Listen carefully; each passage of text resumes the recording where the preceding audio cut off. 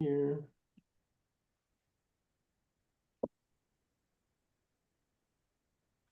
Welcome everyone to the Resilient Minds podcast. I'm super grateful and excited to really welcome Susan Winchester onto the show today. Welcome, Susan.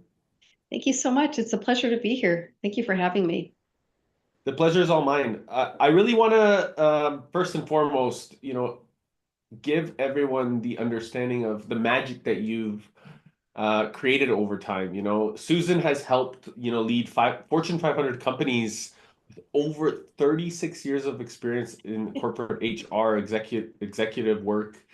She's worked as a renowned keynote speaker, trusted advisor to global organizations, really guiding thousands of different professionals to align with their personal growth and professional goals, really creating these harmonious, integrated, successful workplaces. And this is something that's so imperative, especially nowadays. So I'm very excited to learn and listen and discover deeper, the magic that you're bringing to the world over all this time, these decades, and ignite, this wisdom in others because it's such an important integration. So I guess before we get into it, I'd love to get curious as to, I always talk about on the Resilient Minds our X factor, our experience is what cultivates our why, our big purpose, our mission in life. And I'm hmm curious if what's been that resounding experience or X factor that really ignited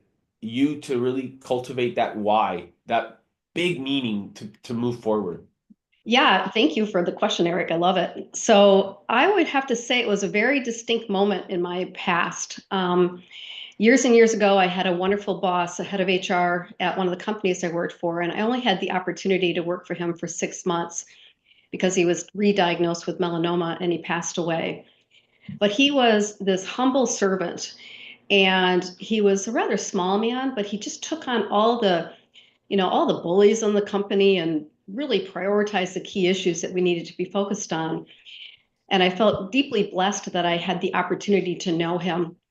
And his wife asked me to speak at his funeral, at his life ceremony. And during that ceremony, there was a woman who sang this most amazing opera.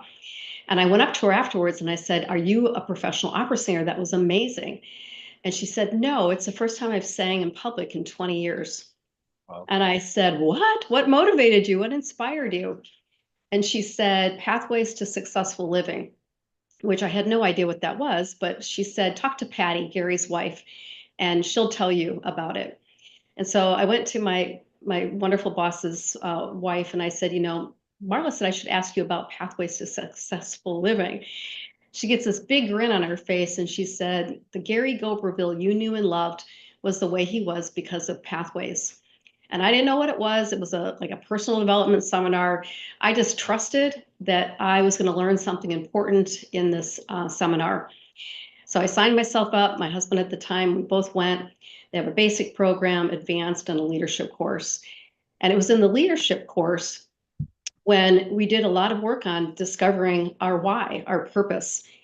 And it was, for me, understanding a lot about myself and some of the things that I was experiencing in the workplace that led me to conclude that my purpose was to teach self acceptance to create a more joyful world. Mm. And the lesson around that was in order to do that, you have to be it. And so the journey towards deeper levels of self-acceptance, I think a lot of us are on that journey. I had a long ways to go, but that was the inspiration for my purpose, teaching self-acceptance to create a more joyful world, that eventually manifested into the book that Martha Finney, my co-author, and I wrote and published back in 2021. But that has been like a pillar of light for me ever since then because I admired this leader so much. He was such a humble leader and he accomplished so much in such a short amount of time. And then having the experience of going through these seminars was life changing. And yeah, that's where it started. I love it, and I believe that this is something. It's fascinating. What was his name? You said again, Gary. Gary Goberville was his name. Yep, he was the head of HR at Kellogg's. I was at the Kellogg company for 12 years. And he came in I'll never forget it. I was on maternity leave with my second son, and he called me and he said, "Hey, would you be willing to come in for lunch?" I said, "Sure." So I went in. I'd had like a combination of 10 different bosses over 10 years, a lot of changes throughout the company. And we sat down for lunch, and I think the second question out of his mouth was, "What are your dreams and how do I help you create them?" And I nearly fell out of my chair. You know, who is this guy? And he was just a very special leader. He was very special. He was very focused on how do I help other people create the life that they want. And what a great role model to be able to experience that so early in my career. Beautiful. This is the golden rule of life. Give more than you ever expect to receive, and your life will truly be fulfilled. And it's amazing to be around those types of role models. They are very rare. Hmm. And I find that leaders like this allow really the playfulness and the truth to come through because they create a safe space and an Hmm. environment that is thriving because they're curious.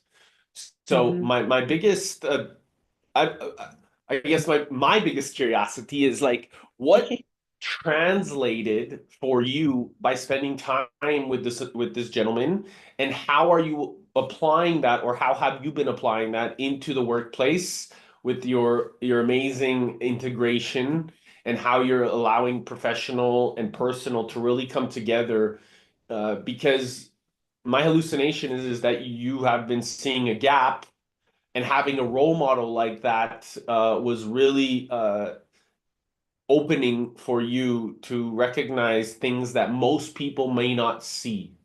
Hmm. Yeah, that's a really, really great question. So I would say that knowing Gary and then learning about his own experiences through this set of seminars that were recommended to me really led me on a journey of healing.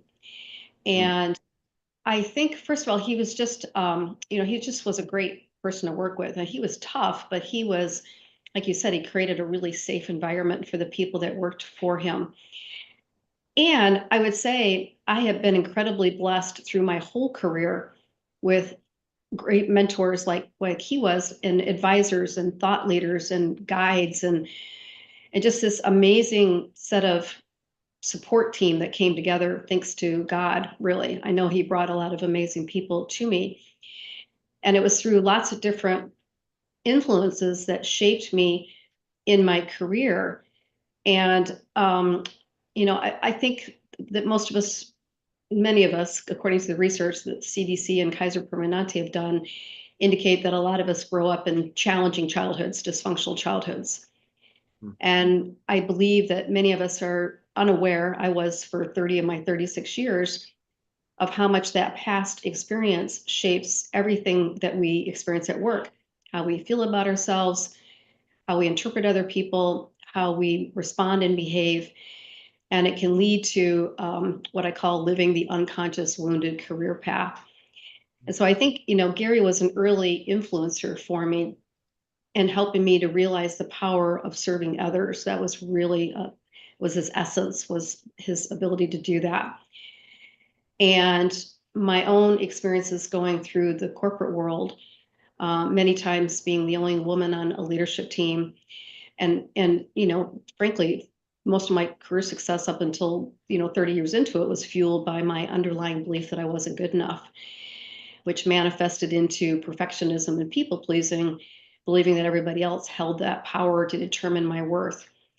But just like in the Pathways seminar, learning that my job is to teach self acceptance and be self acceptance, I had to go through a number of different experiences, I think perfectly designed for me by higher power that there is, that were very difficult and painful, especially, having that background of feeling like everybody else got to determine my value and my job was to show up and be as perfect as possible to get it.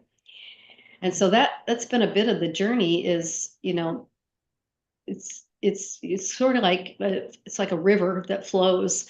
Sometimes it's flowing smoothly and it's going really well, and other times it's not at all. It's rough rapids.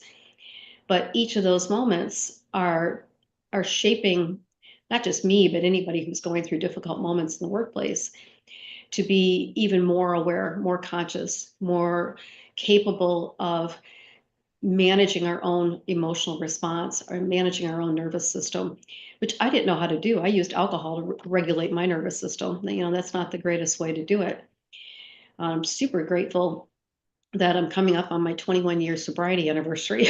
So, yay. Unfortunately, a lot of us, high achieving perfectionists are unaware of how to regulate those emotional responses when things aren't going well at work. And to numb ourselves and to distract ourselves, we turn to all kinds of things that are not good for us. Mine was alcohol. Other people, it could be shopping, gambling, porn, exercise, social media, whatever. And unfortunately, a lot of amazing, talented leaders and people in the world of work are experiencing a lot of these painful experiences. One of the guests that you had on one of your previous podcasts, Shri Preetaji, talked about the fact that there are two states, either suffering or not suffering. And that resonated so strongly for me just on my own journey, but also thinking about the number of people that I've had the privilege of working with and knowing in the workplace, how often suffering shows up. I was calling it a sort of a spiral into a painful pit of emotional responses, anxiety, stress, fear, worry, rumination, all those things that distract us from our greatness and our own self-acceptance. Mm. Beautifully well articulated, because I find that most people, they really hide, especially at work. And again, I love how you speak from experience. Again, it's so easy to speak when we speak from experience. Mhm. Mhm. And for me, this was the biggest distinction too, is like I remember being in university, feeling so inspired, empowered by my professors and my teachers, and creating magic for the student body. And then I went into an organization and I felt completely disempowered. Right. And I left like after 3 months, because I was like, I don't care how long I'm going to be in school. I don't care how long I'm, it doesn't matter to me. This is my life. If I'm not happy, then nobody's happy. Right. Because I don't hide it very well. So so I think that, a lot of people are maybe hiding their own emotion. And I remember being so curious as I was growing up, like, what is this? Why do I feel like, what is this feeling? Why is this something so important to me? Because this was something that was not taught. So why is this important to us as organizational leaders, or business leaders, to really emphasize the importance of this in the culture within organizations, communities, and development? Well, this we could probably spend a whole hour talking about this one topic. What I immediately think about was your comment about so many people hiding in the workplace.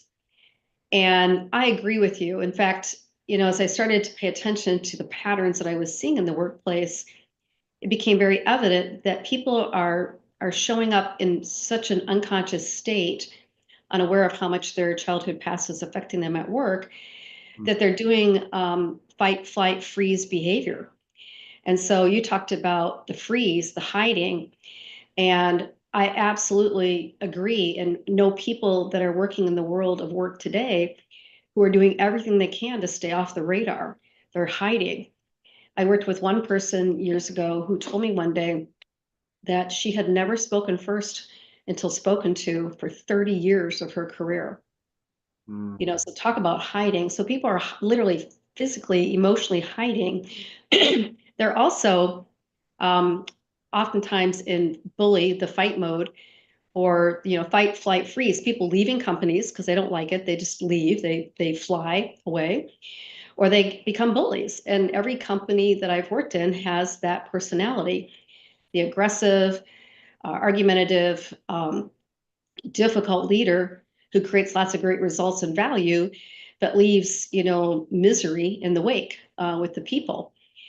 And, so the fight, flight, freeze, and then of course they've added on fawn, which is people pleasing. So Yeah. people are hiding through a lot of different methods. We use different protection strategies to create a sense of safety and predictability. Mine was pleasing, perfectionism. Other people use bullying as their strategy to keep people away so that they can't get hurt. And to your point, people freeze or hide and stay as much as they can off the radar. And none of those states are as productive as they could be from a company standpoint. So companies are in the business of high performance. They want the most performance possible for customers, shareholders, stakeholders, whoever that might be. And when people are coming from these places that are really, remnants of our past dysfunctional relationships where we had to figure out a way to create that sense of safety, it's creating a drag on the organization's capability to be successful. And so another way people hide is, a lot of people talk about the imposter syndrome. And so they're hiding their true self. They're not speaking up and saying what they really think. They aren't willing to speak the truth or use candor in stating things that may be unpopular because of their own fear that their livelihood could be threatened. And so there's this sort of premium that you have to be a certain way. I think there's a misbelief, if that's, I don't know if that's a word or not, but where people think they have to be a certain way, so they hide who they truly are. And that is taking a lot of discretionary energy and focusing it in ways that aren't actually creating effectiveness for the organization or for the person who's experiencing that as they're going through their career. I love this discretionary energy. It's like and this fawning, right? So pleasing, so really holding back. Uh and Right. I'm curious through your experience, how many, or you've had decades of experience. Mhm. How are you breaking through, or how were you breaking through people that were really holding on to these stories of their past or this discretion, and not really stepping into their voice? Because I find, from my experience, that it's a huge situation in organizations, Mhm. and it's important for that level of encouragement. And I also find that the biggest chokehold is the psychology of their leaders. So oftentimes, unless the executive team or the CEO actually thinks in this capacity of opening up themselves, they don't have the capacity to encourage others to be heard, seen, and appreciated from this perspective. So how did you kind of manage that HR perspective from Yeah. the team and then also the executives together? Well, the first thing I would say, you said something really important that I want to highlight, is a concept that comes from a company called Sen Delaney. They've done ton of culture work as well. And it's called the shadow of the leader. And that Mm, whatever the leader is doing or not doing, he or she casts a shadow into their organization and people will emulate the boss's behaviors. And so if you have a leader who is extremely intense, then intensity is going to be the shadow that gets cast. mm, Excuse me. If you have a leader who is afraid of making decisions, you're going to have an organization that has a hard time making decisions. And I think it's a really powerful concept because, it helped me understand in working within my role as HR leader and also working with leaders how their shadow is affecting the performance of the organization that they're responsible for. And I felt like my role was to share observations and feedback in a very non-judgmental way about things that maybe are affecting what this leader most wants. A lot of times leaders unconscious to how much this shadow is actually, depending on how big your organization is, creating a lot of issues. And so mm, I agree with you completely that the leader, him or herself, I believe self-awareness is such a critical requirement for leaders because so many of us, me included, are in complete states of unconsciousness about how much our patterns and behaviors every day are often accelerated responses based on what happened to us when we were little. And so as leaders become more self-aware about their patterns, their behaviors, their beliefs, and start to take responsibility for managing those more effectively, that shifts cultures, that shifts organization performance.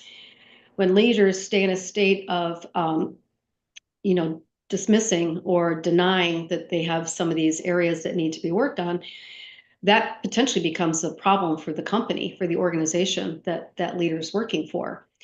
So part of my role, of course, was working with my boss, whether it was a CEO or a vice president running a big business, was to share perspective about the impact of certain leadership behavior and leadership shadows that were happening in the organization, and how that could actually undermine what my boss most wanted to create.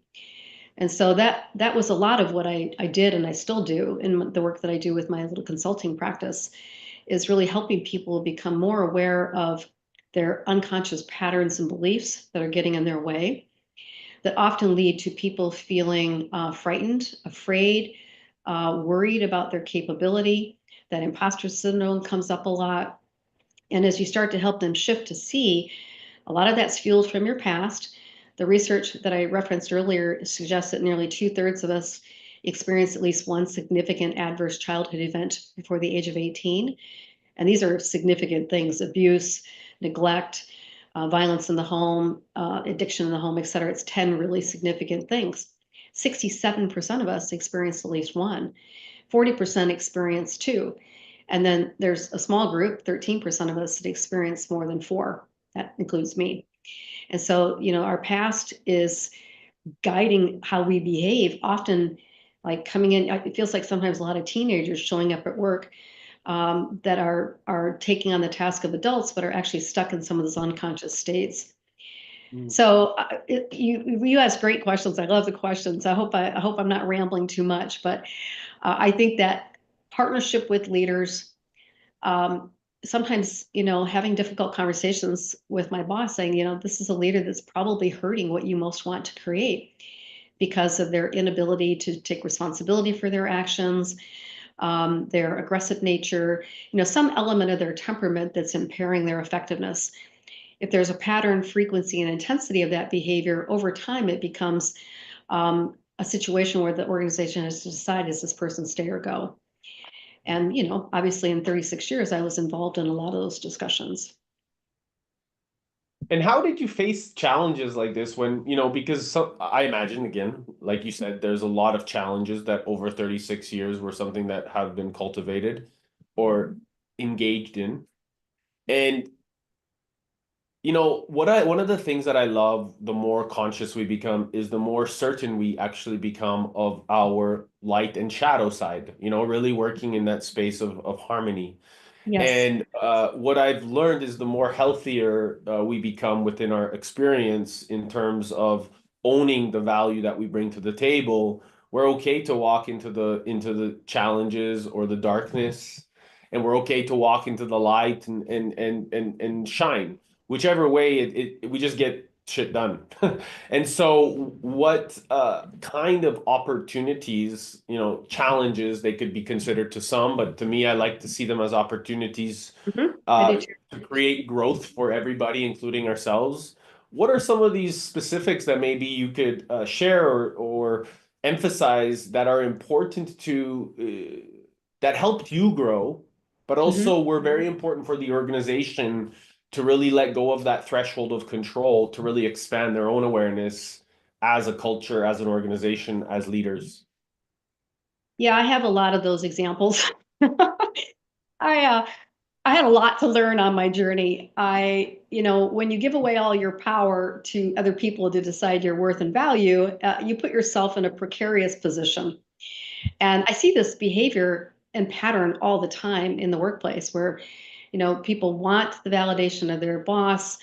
They want the acceptance of their peers. You know, all this energy is being spent to feel to not feel rejection. You know, whatever the need is that a person has to feel that they matter, that they're important, that they, you know, have a place in this team. And so, you know, an early challenge Oh my goodness. I would get so triggered by different people and bosses if they looked at me wrong. But some big ones. I remember I was in one of my first big HR vice president roles, and the team was wildly successful from a business performance standpoint. They were running the biggest business in the company, multi-billion-dollar business, and I wanted so desperately to be accepted by this group of leaders. And I knew that they weren't particularly excited about HR, as some leaders aren't. And the woman who was in the job before me left sort of abruptly. Nobody ever really knew what happened, but she left pretty early into her tenure with that group. And then I joined, and I was trying so hard to prove myself. That was such a core component of my daily orientation is I have to prove myself to these guys so that they'll accept me. And what I didn't realize was that in my need to prove myself, or my belief that I had to prove myself, it actually was pushing them further and further away. And over time, I sort of became sport. They were not very nice to me. you know, One of the leaders, I would be in the office early in the morning, tapping on my computer because I like to get in early. We had a large manufacturing workforce. And he would, just for sport, come down and slam his fist on the window as loudly as he could to startle me. And then he'd laugh and walk away. And, just a really difficult, for me, it was very difficult to have these experiences where I felt like I really wasn't part of this group. And I was very lucky. I had an amazing coach at the time, and she had me do an exercise, which I have shared with many leaders over the time as well, because it's so powerful. And the exercise was to imagine, first of all, she said, pick the worst of the group. There were nine leaders, and she said, pick the worst. And I said, okay, there's four of them.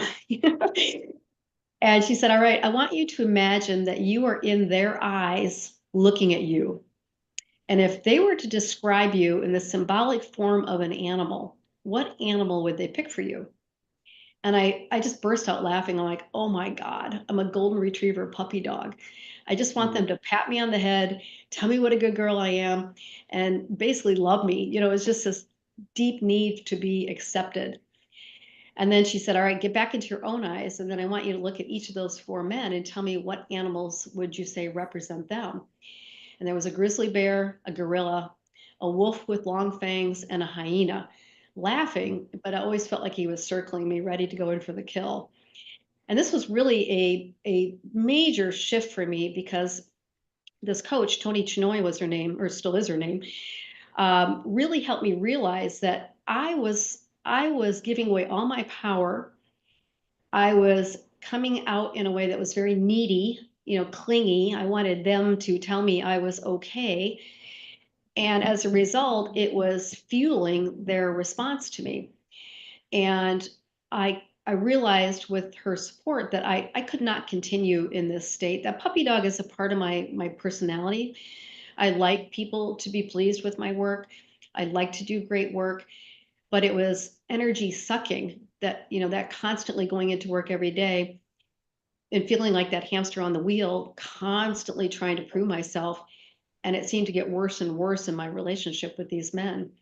And it also helped me realize that I was really putting myself in a victim role by giving everybody else the right to determine my worth and value, to accept me. I was giving away all my power and depending on other people. That in some cases, some I greatly respected, others I respected less. So why was I doing this? And so part of the work then was to shift from recognizing the puppy is just part of who I am, always will be. And I had to take on a stronger symbolic animal to take on some of these issues more assertively. So being assertive was a big area of opportunity for me. And so I picked the lioness because I see that animal as a very strong, smart, will fight if she needs to, but isn't going out to hunt specifically, or at least to go kill. She's really, I don't know, I just had this image of her as being the strong, powerful, wise animal. And so over time, I started to take that energy into my conversations with these men. And for example, the grizzly bear who slammed his fist on my window just to scare me every morning, Also never showed up for any meetings I scheduled with him, which felt really disrespectful. And so one day, in my lioness energy, I went into his office unannounced. I sat down in the chair. He was typing on his laptop with his back to me, and he slowly turned. He was a big guy. He slowly turned, and he looked at me. I could almost hear him growling. Like, what are you doing in my office? And I said, I've realized you never show up for any meetings I meet. And I'm just curious, is it A, you're too busy? B, you don't value HR? Or C, you just don't like me? And I just sat there. And I kept thinking, lioness, lioness, lioness, be strong, be strong. And he sat there for a minute and he looked away. Then he looked back at me and he said, you know what? You're right. I'll never do that again. And from that point on, he never missed a meeting with me. And literally till the day he died, we were friends. So it was a big shift for me taking back my own power that I had unconsciously given away to everybody and taking it back and saying, okay, this was a pivotal, 11 months. I felt like I think I went home every night and cried and drank Chardonnay because they were so, I thought they were so awful. But in fact, they were perfect for me. The whole experience was perfectly designed for me to realize that I was the one that was giving away all the power to everybody else, and that nobody else gets to own that. That's my responsibility. And so, that's a long story of an example, but that was a very early on challenge in my career that was huge in terms of realizing the path that I needed to go on was how do I build more resilience around how I respond to other people when I think that they don't like me or are judging me or rejecting me. I like it. It's all about ownership, isn't it? And Yeah. we oftentimes forget that about owning our strength and owning our power and owning our resolve in the ways that we choose to show up. Uh, I love how you decided and committed within yourself to say, hey, I'm not gonna feel sorry for myself. Yep. And this is, you talked about fawning and people pleasing and leadership. I think that we first of all need to lead oneself, Right. because otherwise the true Yep. leaders will never actually feel like they get to show up because they haven't taken the time or the audacity to lead oneself, and that influence or internal fluid Hmm. allows us to really cultivate a true change in our environments. One of the things that I learned from Tony is, like, if we go into multiple different environments around the world and we can influence those environments with ease and grace and just power, Hmm. the environment starts to change based off of what our needs are, not the external circumstances influences who we are. And I Right. find that this is so important amongst leaders, that really indicating the importance of taking absolute responsibility. And so it's amazing to hear, because I think that everybody, by the way, is a leader. Everyone is a leader to me, and it's a choice that Hmm. needs to be taken consciously, because then all the environment starts to become an expression of our own internal system. And so Yeah. I really love that your vulnerability in this authenticity of really sharing how you really broke through yourself, because I think that's really resonant for a lot of people that may feel, oh, it's because of something else or somebody else or some bully or some, versus saying, hey, what can I do better? Right. Yep. And to your point, that self-awareness and self-regulation is so key to leadership.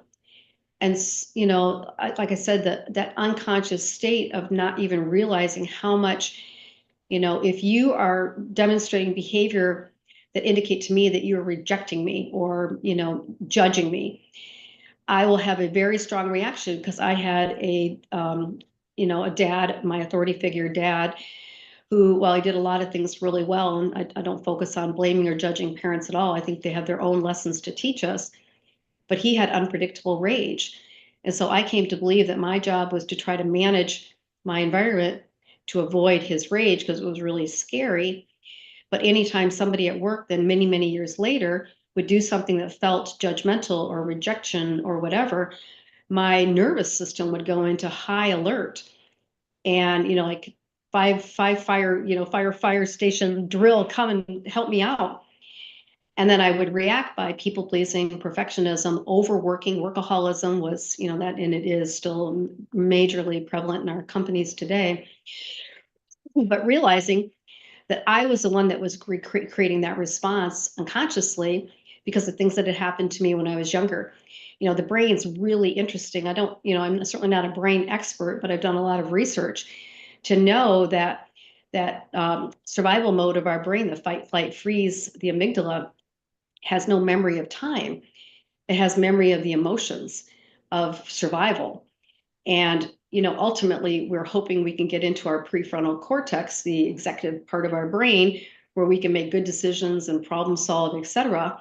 But when we get emotionally wound up in the workplace, that hook or trigger, however you want to refer to it, we go into this immediate emergency state of fight, flight, or freeze, which is fueled from all those past experiences until we start to recognize that when that happens. So this is what's so unique about the book that Martha and I wrote, is I believe the workplace is a wonderful place for emotional healing, particularly in moments when we're crashing into one another. Because rather than going down that unconscious spiral into those painful emotions, the state of suffering, per your previous guest, we can catch ourselves and say, okay, I'm having a really strong reaction to feeling rejected or judged or afraid. I need to take ownership of my response, and I need to process that emotion effectively. And of course, there are lots of different ways to do that. Sound, movement, and breath being the three main modems to do that. You know what I'm talking about. The three ways to process it out of your body is sound, movement, and breath. And until leaders start to take responsibility for their responses and reactions to other from a state of conscious awareness, that's then when they can start to really create great value for the teams that they're working in.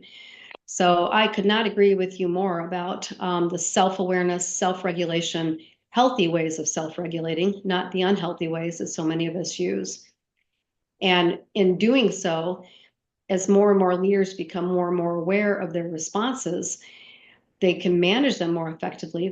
I have a simple 3-step process I teach people to manage those moments when you get emotionally like, whoa, I'm really upset, I'm afraid, I'm angry, I'm sad, I'm scared, whatever it is, that's the moment to practice new ways of responding and change those neural networks in your brain.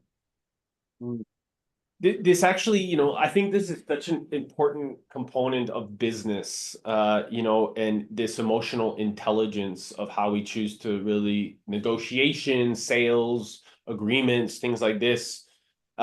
Whenever, there's a challenge in an agreement or something is, really not serving the way that we had expected it. I find that even it may be an agreement and it may be signed, maybe even sealed, there's always a way to communicate where the separation fell short. And I think that this allows people to take a lot more responsibility of saying, hey, just because something is written down on paper, this is what changed, and this is where we need to adapt, and this is where the flexibility. And I think that sometimes my hallucination is that it's important for us to say, hey, where's the true consciousness in this conversation? Where's the true consciousness in this change of environment? Where's the true consciousness in what's best for all parties involved? And it brings out the ability to not be so like black and white, and discover that there's a lot of colors in between in business, because I think that this changes the nature and then truly allows people to come from a place of understanding, not just from a place of, hey, this is the way it is and that's it. And I think that that's more of a dominant old paradigm perspective, and really evolving to that next stage of principles where we're really focusing on evolutionary standards of paying attention to the needs of all parties involved. From Right. that place, it allows us to cultivate a way more empowering atmosphere, meaning, and negotiation that allows more people to grow as a result of coming to some sort of an agreement that's needs to be evolved from my perspective. Yeah, no, I think you said a couple of things that I want to highlight. One, I think it is really important for leaders to acknowledge and to take ownership. And, I'm really curious from your own experience too, if you could share, how do you go about doing that? Because I could not agree more with your comment about the fact that leaders need to be aware, they need to be conscious leaders. So many are not. Yeah. I mean, I'm on a mission to help educate or make people more conscious to that with my keynote and all the things I do around my book. Yay, as a core pillar of my executive coaching as well, is helping people understand some of their unconscious patterns and beliefs that are getting in their way of doing exactly what you just said. It's almost like sometimes, so many of us, me included, have a bag over our head and are completely unaware of how much we are acting in ways that are coming from unconscious reactions that often fueled and molded from when we were really little. I find that it's actually a scarce mentality. So there's an intergenerational experience that comes from lack or not enough. Hmm. And my biggest discovery is that we're already enough, just the fact that we're here. So it's owning the value of the fact that we're present, we're Hmm. intelligent, meaning intelligence that we see things as they are, not worse than they are. That Mm. we can choose to see them better and then make them so, take responsibility. Hmm. And from that intelligence, we get to actually, and it's not about, like, Tony says, it's not about positivity. It's about actually choosing to walk through the path and say, Hmm. hey, what's the challenge here? What's the real challenge here? Because I can hear everything that's going on the above, but what's the actual pattern here? And Right. one of the things that I've discovered is that if people are not willing to have the conversation, there's something else going on. Most times, people want to communicate with email or with text or with voice notes, but they struggle in this type of interaction. Hmm. And so this is where the true power comes, is the reverence of really connecting with each other, because it's the power is in the presence. And I believe that leaders from this state, this empowering state, beautiful state, they can figure out anything because creativity comes through us. It's something that allows us to really indicate what's the problem. And a leader's job is not to not have problems, it's to solve them. Right. And Right. that's what the conscious leader really would do, is like, I don't need to know all of the answers, but I have to be willing to stand tall in front of the challenge and be willing to say, hey, let's figure this out together. That to me is a great leader. I completely agree. And I think the challenge that many companies have is that so many leaders are coming from a place of distraction and, worried about their own survival. And so show up in those ways we talked about earlier, the fight, flight, freeze, and please modes that are not only hurting them, but hurting the company. And, so I think the challenge that we face is leaders working with organizations, and I know you do a ton of work in the culture area as well, is how do you shift leaders from that unconscious state to the conscious state so that they can do exactly what you were just describing, creating that kind of environment where people thrive, rather than people being distracted with their own fears and worries. That's what, that's what I saw so much and still see in my consulting work, is how much energy is being consumed, sort of how many calories do we consume worrying, fretting, in a state of anxiety, fear, not, limiting beliefs, sort of driving the bus. I'm not good enough. I can't do anything right. They're going to find out I really don't know what I'm doing. The limiting beliefs go on and on and on. And so that to me is the area of opportunity, is how do you help leaders break free of that unconscious state? That was one of the reasons why I wrote the book, was I realized that I had a responsibility to help wake people up at work, that they don't have to continue in this unconscious state, working ridiculous hours all the time, day in and day out, weekend in and weekend out, that they don't have to give away their power to other people to determine their worth and value, that they don't have to spend their evenings worried about work and worried about what they're doing at work, and as a result, taking away all that energy from their family. That's what I did. I can't go back to those days when my kids were growing up, but I was either at work, worrying about work, at home, having anxiety about work, and feeling like I should be doing more. And as a result, I neglected my own kids when they were growing up. And so that opportunity is, and I hope this is so powerful to have this opportunity to speak with you on your podcast, is that until people wake up to how much their unconscious past is guiding them and driving them and putting them in a position where they're giving away all their power to everybody else to determine their worth and value, we will continue to have broken families. I think as people start to heal and become aware and take accountability for how they're showing up, how the past is influencing that, and start to do work to create a different outcome, both for themselves, their company, as well as their family system.